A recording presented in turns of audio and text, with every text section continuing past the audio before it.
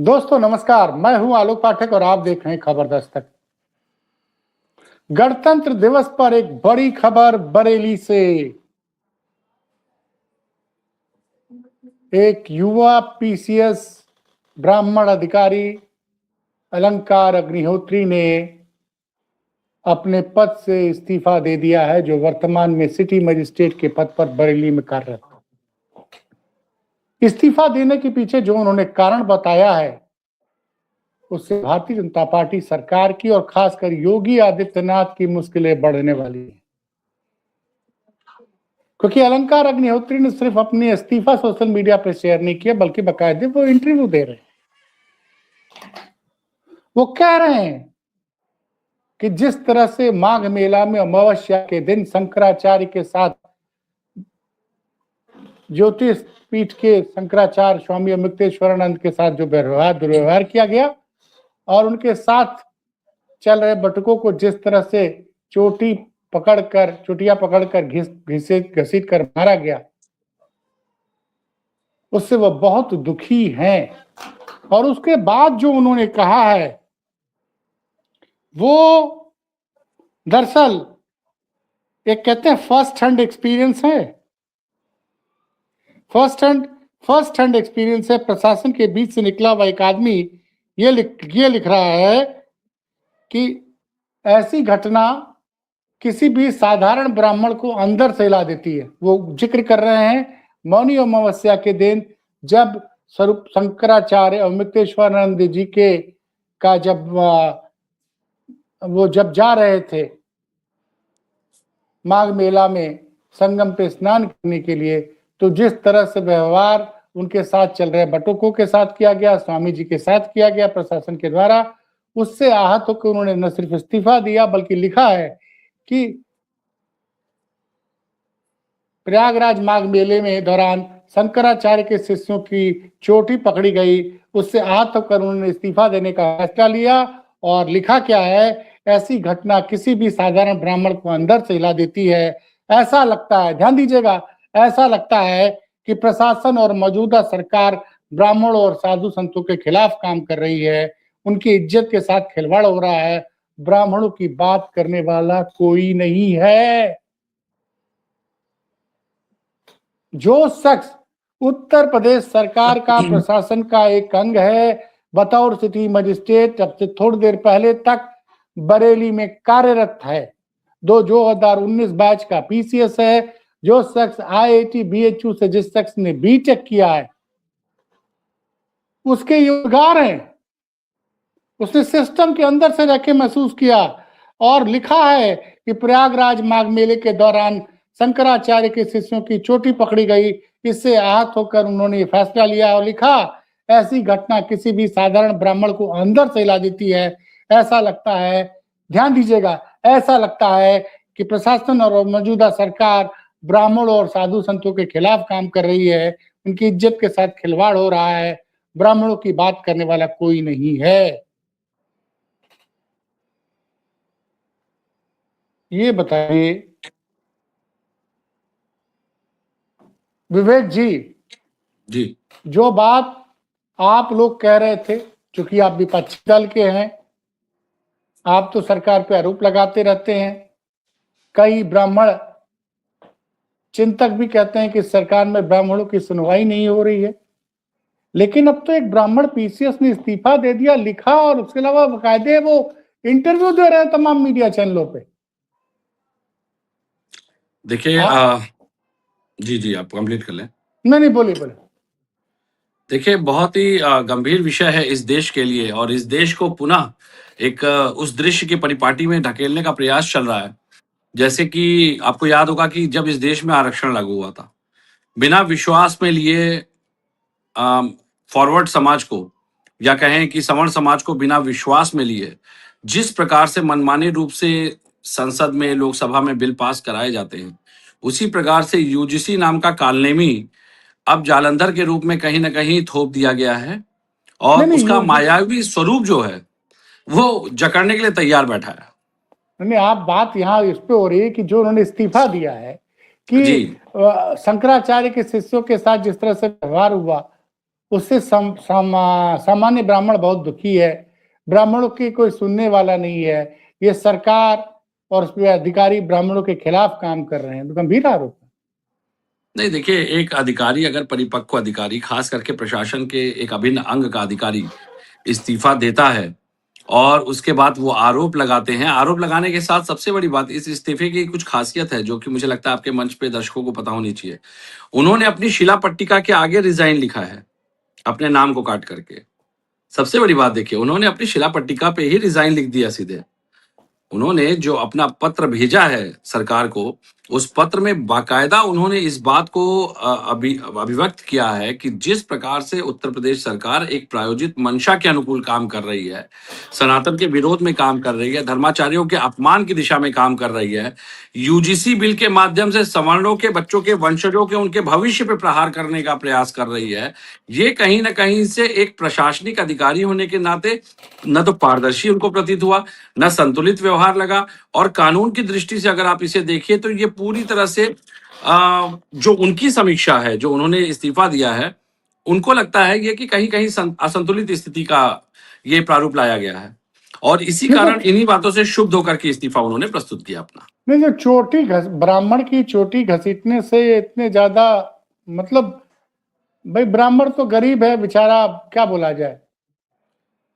Sir ब्राह्मण गरीब स- है वो तो ठीक है, एक बात हो गई, वो तो चूंकि राजनीतिक नहीं बात नहीं, अगर आप अब कहेंगे तो विवेक जी, ये कहा जाता है कि ब्राह्मणों ने इस देश में सबका बड़ा शोषण किया है, लेकिन कोई नेता, कोई आदमी खड़ा नहीं हो रहा है। ये शख्स जो है वो उसने ये ब्राह्मणों के अपमान से हाथ हो गया और अपनी नहीं नौकरी देखिए, छोड़ दिया। ब्राह्मणों के ऊपर आरोप लगाने की बात एक अलग बात होती है, लेकिन ब्राह्मणों पे कोई आरोप लगा करके उसको सार्थक रूप से आज तक सिद्ध नहीं कर पाया, सबसे बड़ी बात। दूसरी बात है शिखा का, देखिए वैदिक महत्व बहुत है हमारे शास्त्रों में भी।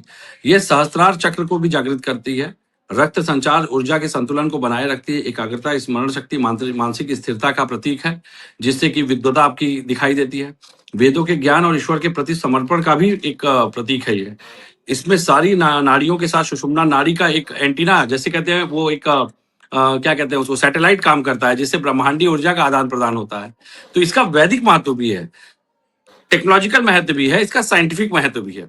बात ये नहीं है, बात ये है कि शिखा को लेकर के हमारे यहाँ पे शुरू से ब्राह्मणों को जिस प्रकार से आलोचित किया गया या जिस प्रकार से उपहास उड़ाया गया, आज जब जब स्नान पर्व पे जब बटुकों को शिखा पकड़ के रगड़ा गया, घसीटा गया, उनके लहू से त्रिवेणी को स्नान कराया गया, तब आज तो देखिए ये कहीं ना कहीं मर्यादा को तोड़ करके सनातन की मर्यादा पे प्रहार करने की बात सीधी सीधी दुनिया ने देखा, लेकिन उत्तर प्रदेश सरकार और उसके अधिकारी और उसके जिम्मेदार इसको नहीं स्वीकार करते। जिस प्रकार से सोशल मीडिया पे शंकराचार्य भगवान के लिए ट्रोलिंग चल रही है, उनको एजेंट बता दिया जा रहा है, उनको एजेंडाधारी बताया जा रहा है। भाई शंकराचार्य भगवान ने आज तक कोई राजनीतिक दल ऐसा ही शायद ही होगा जो जिसके सत्ता में रहते उसकी आलोचना नहीं की। अगर शंकराचार्य भगवान को सत्ता का इतना ही लाभ लेना था तो भाजपा क्या बुरी थी उनके लिए? भाजपा क्या बुरी थी? जो मोदी देश के प्रधानमंत्री स्वयं उनके चरणों में नतमस्तक हुए, शंकराचार्य भगवान चाहते तो उसी दिन अपनी इच्छा जाहिर करके कोई सर्वसम्मानित पद अपने लिए ग्रहित कर लेते, किसी प्रदेश के मुख्यमंत्री ये भी बन सकते थे। अगर योगी जी बहुत योग्य हैं तो मुझे लगता है कि सर्वगुण संपन्न तो शंकराचार्य माने ही जाते हैं, क्योंकि उनके जो वैदिक आधार नहीं हैं नियुक्ति के वो तो यही है। लेकिन जो विवेक जी, शिखा की मैं बात है, शिखा देखिए विवेक जी ब्राह्मणों मैं का सर्वोच्च सम्मान होता है, सर्वोच्च सम्मान होता है, ब्राह्मण समाज की कहीं ना कहीं परकाया होती है, और उस शिखा पे प्रहार करना मतलब सीधे सीधे ब्राह्मण समाज के नैतिक भावनाओं पे और नैतिक अस्मिता पे प्रहार करना है, स्वाभिमान पे प्रहार करना है ब्राह्मणों के। तो ये नहीं नहीं कहीं से भी मैं स्वीकार्य नहीं है। मैं एक बात मैं थोड़ा दर्शकों को बता दूं कि ये बात सही कह रहे हैं विवेक जी। स्वामी अमृतेश्वरानंद जी ने हर सरकार में के दौरान हो रहे अधार्मिक कृत्यों का जबरदस्त रूप से विरोध किया है। इन्होंने गंगा प्रदूषण में कांग्रेस के खिलाफ जबरदस्त आंदोलन किया था उत्तराखंड में कि गंगा को प्रदूषण से मुक्ति दिलाई जाए। गौ कुशी के खिलाफ लगातार आंदोलन करते रहते हैं। और जब अखिलेश जी की सरकार में गणेश पूजा के बाद विसर्जन को लेकर विसर्जन पे जो सरकार ने मना किया था कोर्ट के निर्णय पे, उस पर भी जबरदस्त रूप से विरोध किया था, पुलिस की लाठियां खाई थी, किसी से नहीं झुके थे। और तो और लोग कहते हैं कि राम मंदिर मामले में इन्होंने गवाही दी थी और इनकी गवाही से कोर्ट में राम मंदिर के पक्ष में फैसला, एक कारण ये भी था कि इन्होंने अपनी गवाही में बताया था कि वहां पे भगवान श्री राम का जन्म हुआ था। तो ऐसे शख्स को कैसे आप बता सकते हैं कि ये कांग्रेस का एजेंट है, सपा का एजेंट है? जिस संत ने हर सरकार के अधार्मिक कार्यों का विरोध किया, खुलकर विरोध किया और खुद लाठियां खाई। एक तो मैंने जानकारी दे दी, लेकिन एक चीज और है, एक तरफ योगी जी उनको इनडायरेक्टली कालनेमी कर रहे हैं, दूसरी तरफ ये समझ में नहीं आ रहा है कि उत्तर प्रदेश के उप मुख्यमंत्री केशव मौर्य जी लगातार शंकराचार्य मुक्तेश्वर जी से माफी मांग रहे हैं और कह रहे हैं कि सर आप अनशन तोड़ दीजिए, आप क्षमा कीजिए। ये क्या है? एक तरफ मुख्यमंत्री उनकी तुलना कालनेमी से कर रहे हैं, दूसरी तरफ मुख्यमंत्री उनसे माफी मांग रहे हैं, लेकिन उनके आश्रम में मिलने में तो नहीं जा रहे हैं। देखिए, मुख्यमंत्री जी इस समय प्रचंड कुटुंभ के अहंकार से ग्रसित हैं। और सबसे ये बड़ी आपने बात तो मैं कभी आपने नया शब्द दिया, कुटुंब का। कौन सा कुटुंब? सन्यासी का कौन सा कुटुंब होता? बता रहा हूँ। कुटुंब का अहंकार का मतलब ये होता है कि जिस क्षत्रिय समाज की बैठक को कुटुंब बैठक का नाम दिया गया, उसके सर्वे सर्वा या स्वयं को उस पूरी दल का सबसे बड़ा, कहते हैं ना, गैंग लीडर अपने आप को मान बैठे हैं। ये उत्तर प्रदेश के क्षत्रिय समाज को, क्षत्रियों को, वर्चस्वधारियों को, इनको ऐसा प्रतीत होने लगा है कि सबको ये नियंत्रण करते हैं, ये नियंत्रित कर रहे हैं। उत्तर प्रदेश के संगठित जितने भी रसूखदार हैं, सबको ये नियंत्रित कर रहे हैं। ऐसा मुझे लगता है इनके अंदर भावना घर कर गई है। जबकि इनको लगातार आदरणीय बृजभूषण जी के बयान देखने चाहिए। लगातार जिस तरह से वो इस बात का एहसास इनको दिलाते हैं समय समय पर, इनको ये बात समझनी होगी कि देखिए, पहली बात तो मुख्यमंत्री जी ने सबसे बड़ी गलती उसी दिन कर दी थी जिस दिन एक मठाधीश होते हुए, एक पीठाधीश्वर होते हुए इन्होंने अपनी जाति का उल्लेख और जाति के अहंकार को प्रदर्शित कर दिया था एक टीवी के मंच पे ही। मुझे लगता है कि जब कोई सन्यासी होता है तो उसे अपनी जाति की तिलांजलि जब वो अपने तर्पण और उसके माध्यम से कर देता है, तो जाति का नाम, उसको नाम ही नहीं लेना चाहिए। लेकिन अगर आपके अंदर वो जाति की भावना है, इसका अर्थ है कि कहीं ना कहीं आपका मंतव्य अभी भी अपनी जातिगत भावना से प्रेरित है, पहली बात। दूसरी बात, अब जिस तरह से सतुआ बाबा के कनेक्शन आए, मैं तो कह रहा हूं ना कि ये पूरा जितना प्रकरण चल रहा है शंकराचार्य भगवान को लेकर के, अभिमुक्तेश्वरानंद जी महाराज को लेकर, भगवान को लेकर के, आप मुझे बताइए, क्या बीजेपी की आईटी सेल या इस देश के बुद्धिजीवी नागरिक या जो हमारे पीसीएस महोदय ने जिस तरह से इस्तीफा दिया, क्या एक पीसीएस अगर इस्तीफा दे रहा है तो उसके कम से कम संवर्ग के लोग जो उनके साथ के ट्रेनिंग किए हुए हैं, जो उनके साथ पदस्थ रहे होंगे, क्या उनके बीच में चर्चा नहीं होती? क्या उनको दिखाई नहीं दिया? कैसे शंकराचार्य जी महाराज की यात्रा को विखंडित करने के बाद तत्काल वहां पे सतुआ बाबा की रैली पहुंचती है और कितने भव्य साजो साज के साथ पहुंचती है। प्रशासन उनको कैसे दोनों तरफ से सुविधाएं देता है, एसएएफ की विशेष टुकड़ी साथ में जाती है लेकर के, और कैसे वहां पे लट्ठबाजी भी हो रही है, बाकायदा वो सारे उपक्रम हो रहे हैं जो कि कहा जाता है कि शाही स्नान के प्रतीक होते हैं। ये सवाल तो उठेगा ना। राम भद्राचार्य जी जब जाते हैं तो नोज तक एकदम गाड़ियां लेकर के जाती हैं, उनको कैसे ये होता है भाई? और कैसे मैं कहता हूं कि सवर्ण समाज के लोग इस चीज को अंधे सूर हो गए हैं क्या? सूरदास के भांति हो गए हैं क्या? सवर्ण समाज के लोगों को दिखाई नहीं दे रहा है कि वही शंकराचार्य जी 1 घंटे पहले उनकी पूरी यात्रा को बता दिया गया कि वहां पे कानून व्यवस्था की समस्या हो गई और उसके थोड़ी देर बाद सतुआ बाबा की पूरी रैली निकल रही है वहां से। तो या तो ये पूरा प्रायोजित रूप से एक पूरी प्रायोजित प्रारूप था कि शंकराचार्य भगवान का इसमें अपमान कर रहा है, और या प्रशासन को पहले से निर्देश थे कि सतुआ बाबा को वीआईपी प्रोटोकॉल देना है और शंकराचार्य भगवान को यह बात पता नहीं थी, उसी समय वो यात्रा लेके पहुंच गए। अब प्रशासन आनंद फानन में, चूंकि उनको रोक नहीं पा रहा था, तो प्रशासन ने उसमें दुर्व्यवस्था फैलाई। और मैं कहता हूं चलिए ठीक है, मान लेते हैं 2 मिनट के लिए कि वहां पे मामला कानून व्यवस्था का था, सुरक्षा का था, तो बटुकों को क्यों घसीट घसीट के मारा गया? बटुक क्या कानून व्यवस्था बिगाड़ रहे थे? बटुक कानून व्यवस्था बिगाड़ रहे थे? मैं तो जिम्मेदार वहां के मेला प्रशासन के उन पुलिस कर्मियों से पूछूंगा जो आज अपने चरित्र को लेकर के मुंह छुपाए बैठे हैं काली पोत करके, जो अपने कृपा पात्रों की आड़ में ओट में छुप रहे हैं, जिन्होंने कुकृत किया है। और ब्राह्मण बटुकों पे हाथ डालने वाले, उनके बच्चे वेद ज्ञानी वेद पाठी नहीं होंगे, लेकिन ये जो ब्राह्मण बटुक जिनको जूतों से मारा है ना सर, इन्होंने अपने बच्चों के संस्कार पे प्रहार किया है, इन्होंने अपने वंशजों के भविष्य पे प्रहार किया है, क्योंकि इनके बच्चे नैतिक चरित्र के पतन को प्राप्त करेंगे। इन्होंने संस्कार के मर्यादा पे प्रहार किया है जूतों से। बताइए, उन बच्चों की आंतों में सूजन, उन बच्चों की आंतों में खून का रिसाव, जिस तरह की खबरें सुनाई दे रही है। 84 वर्ष के बता रहे हैं कि एक वृद्ध को जूतों से मार मार के उसको घायल कर दिया गया, संत को। ये संत को पूजेंगे ये लोग? ये संत की परिभाषा जानते हैं लोग? ये है कालनेमी, ये है कालनेमियों की फौज, ये है कालनेमी, ये है जालंधर, ये है कालनेमियों की फौज और ये है जालंधर का प्रतीक। जालंधर वही था जो मायावी था, कालनेमी से भी बड़ा था। भगवान विष्णु से लेके कई भगवान उससे बहुत परेशान थे। और आप सुन लीजिए, वास्तुशिल्प में बड़ा माहिर था। आज जो मणिकर्णिका से लेके हर जगह वास्तुशिल्प करवा रहा है कोई जालंधर, वो जालंधर कौन है, उस पर भी तो चर्चा होनी चाहिए ना। हमारा प्रतिनिधिमंडल गया कल परसों, देखिए किस तरह से हमारे नेता मुलायम सिंह और अन्य वहां के सांसद लोगों को रोक दिया गया। भाई प्रशासन कौन होता है किसी की धार्मिक अभिव्यक्ति को रोकने वाला? मैं सवाल ये पूछ रहा हूं। पहले इस देश में चर्चा अब इस पे होनी चाहिए कि अगर कोई संत साधु सन्यासी या उसका कोई फॉलोअर या उसका कोई अनुयायी अगर उसके साथ कहीं भी दर्शन यात्रा तीर्थ पूजा करने जा रहा है तो क्या प्रशासन निर्धारित करेगा? आज मथुरा का दृश्य देखा आपने? आज आपने मथुरा का दृश्य देखा कैसे एसपी की बदतमीजी के कारण वहां के एक पुरोहित ने अपने कपड़े फाड़ लिए हैं। अब इनका टारगेट है, अब ये पश्चिम की तरफ बढ़ चले हैं। अब मथुरा भी ये प्रभावित करेंगे, ब्रज क्षेत्र भी प्रभावित करेंगे, ये आगरा के ताजमहल पे भी आएंगे, ये इसी तरह की, क्योंकि इनके पास विकास, भारत के विकास के एजेंडे को लेके कोई उपलब्धि के लिए कोई योजना नहीं है। इनके पास यूजीसी जैसे नियम है जिसके माध्यम से केवल और केवल विपक्ष के वोट दल को प्रभावित करें, वोट हासिल करें, एक जाति के अंदर तुष्टीकरण करें, जातियों को जातियों से लड़ाएं। इस तरह के तो कानून पास किए जा रहे हैं।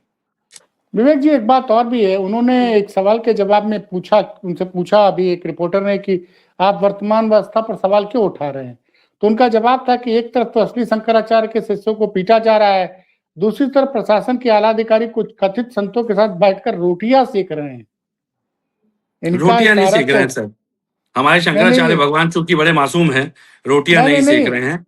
नहीं, उन्होंने, आप नहीं समझे, इन्होंने क्या बोला कि एक तरफ तो असली शंकराचार्य के शिष्यों को पीटा जा रहा है, दूसरी तरफ प्रशासन के आला अधिकारी कुछ कथित संतों के साथ बैठकर रोटियां सेक रहे हैं, फोटो खिंचवा रहे हैं। क्या प्रशासन अब चापलूसी का अड्डा बन गया है? जो हमारे आराध्य हैं उनका अपमान हो रहा है, जो सत्ता के करीबी उन्हें वीआईपी ट्रीटमेंट दिया जा रहा है। वो सतुआ बाबा का जिक्र कर रहे हैं, सतुआ बाबा के आश्रम में जाकर मैं पूछता हूँ सतुआ बाबा बहुत विख्यात है, बहुत प्रख्यात है। चलिए चुनौती देता हूं आपके मंच से, आपके मंच से सतुआ बाबा केवल इस पर बयान दे दें कि जो शंकराचार्य भगवान की पद की गरिमा उनके मर्यादा के साथ हुआ और जो विशेषकर उनके गणों के साथ हुआ, क्या वो शास्त्रीय शास्त्र सम्मत विधि रूप से जायज था? सतुआ बाबा को मैं चुनौती देता हूं आपके मंच से, शंकराचार्य भगवान के किसी सबसे प्रिय शिष्य से जो उनके अनुसरण करता है, जो उनके दिनचर्या का अनुसरण करता है, उससे केवल शास्त्रार्थ कर दें, अपनी योग्यता तो साबित कर दें, योग्यता साबित कर दे सर। शास्त्रों में नियम है, चाहे पीठाधीश्वर हो चाहे महामंडलेश्वर हो, सभी की योग्यता को परिभाषित किया गया है। 4 वेदों का ज्ञान, 18 पुराणों का संकलन, तो अनुमता मुझे लगता है कि ये तो अनिवार्य है। योग्यता साबित कर दे सतुआ बाबा, और जो अधिकारी उनके दरवाजे जा करके उनके अब वो होटल में, चूंकि उनको होटेलियर भी है, मैंने सुना, बाद में पता चला होटेलियर भी है भाई, होटेलियर भी है, व्यापारी भी है। सतुआ बाबा के होटल भी चलते हैं, सुना सतुआ बाबा के होटल भी शायद चलते हैं। अरे विवेक जी, आप तो नई जानकारी दे रहे हैं। हाँ, सतुआ बाबा के शायद होटल भी चलते हैं। संत कहीं होटल चलाता है? अरे सर, सुना है कि मणिकर्णिका पे चूंकि होटल भी है सतुआ बाबा के कुछ, तो उस होटल तक लोग पहुंच नहीं पाते हैं, क्योंकि वहां जो अंतिम क्रिया और अंत्येष्टि का कार्य करने आता है वो बेसिकली ये होता है कि उसके बाद फिर वो सीधे अपने घर चला जाता है। तो वहां पे होटल का व्यवसाय बाधित हो रहा था, जो सुनने मिल रहा है। संत समाज के लोगों का ही आरोप है, और उसी कारण से ये पूरी मणिकर्णिका का प्रारूप जो है उसको बदला गया है, ताकि लोग आकर के वहां पे। आप नई बात बता रहे हैं। देखिए मैं नई बात नहीं बता रहा हूँ सर, मैंने भी संतों के माध्यम से सुना है। आप बड़ा खुलासा कर रहे हैं कि सतुआ बाबा होटल भी चलाते हैं। भाई देखिए, हमने तो यही सुना है। अब तो कई सज्जन तो ये आरोप लगा रहे थे कि वो 800 करोड़ के मालिक हैं। खैर, अब इसमें तो आप लोग आरोप लगाते रहते हैं, कहीं ऐसा तो नहीं भाई? जिस तरह से ये ब्राह्मणों की नाराजगी अब सामने आ रही है, एक अधिकारी ने इस्तीफा दिया है, और एक सज्जन, एक पत्रकार साथी गोरखपुर गए हुए थे, उनसे मेरी फोन पे बात हुई, वो तो बोल रहे हैं कि साहब पूरे पूर्वांचल के ब्राह्मण अवमुक्तेश्वर के साथ खड़े हुए हैं। तो इसका तो राजनीतिक नुकसान मुझे साफ होता दिख रहा है भारतीय जनता पार्टी को। आप ये रहा सतुआ बाबा अतिथि भवन के नाम से उनका होटल, ये गूगल पे आप इसको चेक कर सकते हैं, इसका टैरिफ भी आप देख सकते हैं। अगोड़ा पे इसकी बुकिंग भी दिखा रहा है बाकायदा। अगोड़ा जैसी एक साइट है जो थर्ड पार्टी ऐप के माध्यम से टिकट की बुकिंग वगैरह सब करती है। तो उपलब्धता जांच अगर मैं इसकी देखूं तो इस पे सर्वोत्तम मूल्य जो है सतुआ बाबा अतिथि भवन का क्योंकि देखिए, अगर मुझे लगता है कि ये आश्रम है तो आश्रम तो निशुल्क होते हैं, अगर ये दार्शनिक भवन है वो भी निशुल्क होते हैं। तो लेकिन जिस प्रकार से अगर सतुआ बाबा अतिथि भवन, देखिए वी आर सोल्ड आउट दिखा रहा है, ये पहले से इतना वो है कि सोल्ड आउट हो चुके हैं, इसके टिकट इसमें जगह ही नहीं खाली है। अरे अब भाई सोल्ड आउट का रामदेव जी भी तो संत हैं, वो आयुर्वेदिक दवाओं का व्यापार करते हैं, रोजगार देते हैं। तो दूसरा देखिए मुद्दा है, ऐसा है ना सर, दूसरा सुनिए, मुद्दा। बाबा हाँ, बाबा बन के धर्म की आड़ में इस तरह का व्यापारीकरण करना और इस तरह के व्यापारों को संचालित करना भावनात्मक शब्दों के आधार पे, जिसमें आप वेद का नाम ले लीजिए, पुराण का नाम ले लीजिए, संतों का नाम ले लीजिए, औषधियों का नाम ले लीजिए, जड़ी बूटियों का नाम ले लीजिए, और फिर उसको भावनात्मक आधार पे शास्त्रों से जोड़ करके दिखाना और उसकी महत्वता का बखान करना, लेकिन उसको उसकी क्वालिटी को मेंटेन ना करते हुए उसमें मिलावट करना, ये तो आचरण बन चुका है। रामदेव जी का आपने नाम लिया, चूंकि बाबा रामदेव के विषय की बात नहीं थी, लेकिन बाबा रामदेव की जो गुणवत्ता है सामान उस पे तो सुप्रीम कोर्ट तक कह चुका है। तो मुझे लगता है कि देखिए, या तो आप व्यापारी हो सकते हैं, या तो आप पीठाधीश्वर या संत हो सकते हैं, आप राजनेता भी नहीं हो सकते हैं, मैं तो कह रहा हूं। और अगर इस देश की राजनीति को संत समाज संचालित करना चाहता है तो बिल्कुल स्वागत है भाई, हम सब जितने सनातनी हैं हमारे लिए तो ये सौभाग्य की बात होगी। लेकिन फिर वो गो हत्यारों के साथ अगर मिल करके राजनीति करेंगे, गो हत्यारों के समर्थक उनसे चंदा लेने वालों के साथ मिल करके राजनीति करेंगे, तो ये कहीं ना कहीं सनातन पे प्रहार है, सनातन के उद्देश्य पे प्रहार है, भावनात्मक रूप से हमारे वेदों के जो नियम उपनियम है उस पर प्रहार है। आपको राजनीति करनी है, करिए। मैं कहता हूं जो भी राजनीतिक संत हमारे राजनीति में सक्रिय हैं, चाहे वो पीठाधीश्वर हो चाहे महामंडलेश्वर, आप लोग संतों की एक पार्टी सनातन की बना लीजिए, करिए राजनीति। लेकिन गो हत्या प्रतिबंधित होगी, इस देश का प्रमुख एजेंडा होना चाहिए, सनातन का पहला उद्देश्य होना चाहिए, क्योंकि गौ की परिभाषा हमारे यहाँ पे सनातन के सर्वोच्च शिखर पे रखी गई है, यहाँ मुकुट पे रखी गई है, और उसके विपरीत जो भी जाएगा वो विधर्मी ही कहा जाएगा। उसको कहने में मुझे कोई गुरेज नहीं, वो चाहे मैं ही क्यों ना हूं। तो चलिए साहब, अंत में मैं यही कहूंगा कि फिलहाल उत्तर प्रदेश में शंकराचार्य का के साथ योगी का जो विवाद है, जो तनाव बरकरार है, उससे कहीं ना कहीं उत्तर प्रदेश में, जो मेरे पत्रकार मित्र ने कहा था, जो फिलहाल गोरखपुर गए थे, ब्राह्मण समाज में बड़ी नाराजगी है। क्या ये सारी बातें भाजपा के केंद्रीय नेतृत्व तक कुछ संदेश तो जरूर पहुंच रहे हैं, जब पत्रकार को पहुंच रहा है कि वो बता रहा है कि गोरखपुर में ब्राह्मण समाज इस बात से बहुत नाराज है कि जो कुछ भी स्वामी मुक्तेश्वरानंद जी के साथ किया जा रहा है वो गलत है, और माना यह जाता है कि उत्तर प्रदेश में ब्राह्मणों की आबादी 10 से 13% है, और दूसरी तरफ ब्राह्मणों का विश्वास जीतने के लिए ब्राह्मणों के साथ हर सुख दुख में खड़े होने का पूरा प्रयास कर रही है हमारे साथी प्रवक्ता जो बैठे हुए विवेक पांडे, इनकी पार्टी के नेता अखिलेश जी। तो इस चुनावी साल में देखें, अब ये जो इस्तीफा हुआ है अलंकार अग्निहोत्री का, ये आने वाले दिनों में योगी सरकार की मुसीबतें बढ़ा सकता है। विवेक जी, आपने जो समय दिया उसके लिए बहुत बहुत धन्यवाद।